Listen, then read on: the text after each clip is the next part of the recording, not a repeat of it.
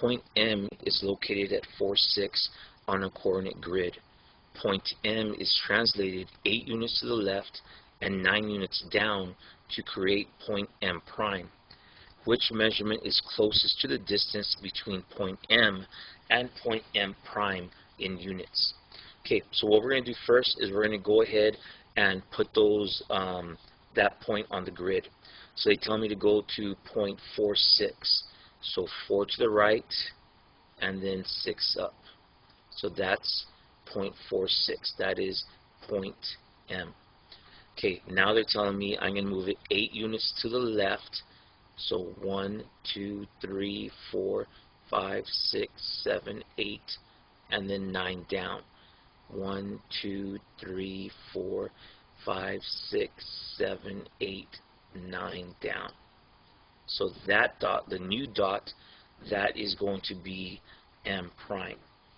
Okay, and so what they're asking us to do is they want the distance between those two dots.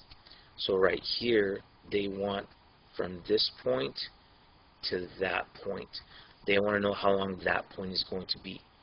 Now, what I can do, I can't count a diagonal distance on a coordinate grid. I can only count full squares going side to side. So what I'm going to do here is I'm going to make a triangle. I'm going to make a path following these straight lines along that grid. So let's say I go from point M, and I'm going to go to the left, and then I'm going to go from that point, and I'm going to go down. Okay, so there's pretty much, that's what I got. Okay, so now what I'm going to do, I want to see how far we went. So we have 1, 2, 3, 4, 5, 6, 7, 8 squares going side to side, and then we have 1, 2, 3, 4, 5, 6, 7, 8, 9 squares going down. Now, if you notice, we made a right triangle, and on that right triangle I have a missing side. Whenever I have a right triangle with a missing side, we are going to be using the Pythagorean theorem to go ahead and get that answer. So my Pythagorean theorem, when I go into my formula card, we'll check out what that is. So here's my formula card. Pythagorean theorem is all the way at the bottom. So Pythagorean theorem, my formula will be a squared plus b squared is equal to c squared. So I'm going to go back to my page. My formula is a squared plus b squared equals c squared. Okay, so I'm going to take the 3 sides. Let's put x for the missing side. I have my 3 sides. I'm going to plug them where they belong on my Pythagorean theorem. Now, if I don't put them in the right spots, there's no way I'm going to get this correct. So I have to make sure they go in the correct locations. So I'm going to put in the 2 legs, the A and B. My legs are the 2 sides that make up my L shape. L for legs with a right angle. So my legs will be 8 and 9.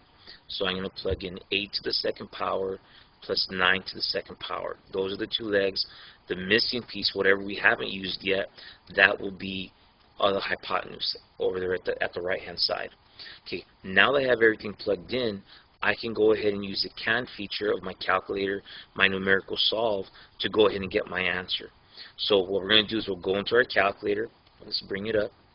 We want the regular calculator. No, I'm sorry. We want numerical solve. So on the regular calculator, we're going to go into menu, A for algebra, N for numerical solve.